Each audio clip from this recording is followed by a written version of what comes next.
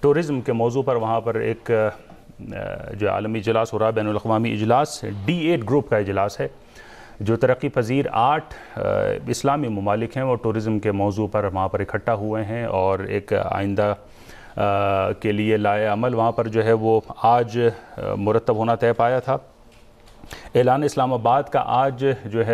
آج اجلاس ہوا ہے D8 گروپ کا، اس میں اعلان ہونا تھا اور ہو گیا بہرحال۔ اور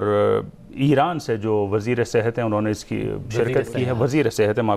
وزیر سیاحت انہوں نے شرکت کی ہے۔ اور کل ملا کر یہ سیاحت کے موضوع پر جو گنجائشیں ہیں ان 8 ممالک کے اندر، اسلامی ممالک کے اندر، ان کا جائزہ لیا جا رہا ہے اور ان کے پیش نظر آئندہ کا لائحہ عمل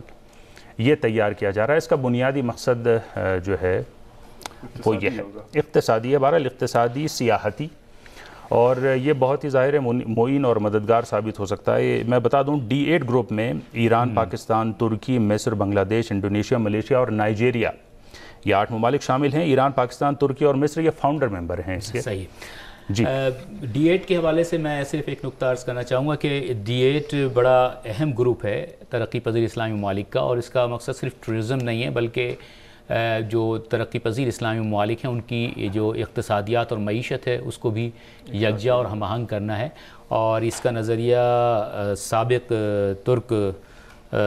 صدر جناب نجم الدین اربکان صاحب نے پیش کیا تھا اس وقت میں، اور اس پر کافی جو ہے وہ یعنی پیش رفت ہوئی ہے، اس میں دیکھنے میں آ رہی ہے۔ میں سمجھتا ہوں کہ یہ بھی ایک جس طرح سے ECO کی تنظیم ہے، اسی طرح کا یہ ایک گروپ ہے۔ اگر یہ ممالک جن کے نام آپ نے لیے ہیں، اگر یہ ممالک اپنی معیشتوں کو یکجا کر لیں تو میں سمجھتا ہوں کہ یہ ایک بہت اسٹرانگ گروپ جو ہے ابھر کر سامنے آئے گا اقتصادی لحاظ سے، اسٹریٹجک لحاظ سے،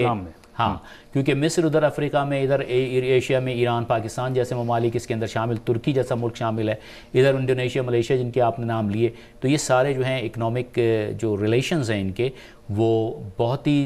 یعنی ہم کہہ سکتے ہیں کہ یہ ممالک اگر اپنی معیشتوں کو یکجا کریں تو بہت تیزی کے ساتھ جو ہے ہم دنیا اس خطے کو ترقی دے سکتے ہیں۔ اور یہ جو ممالک ہیں اس میں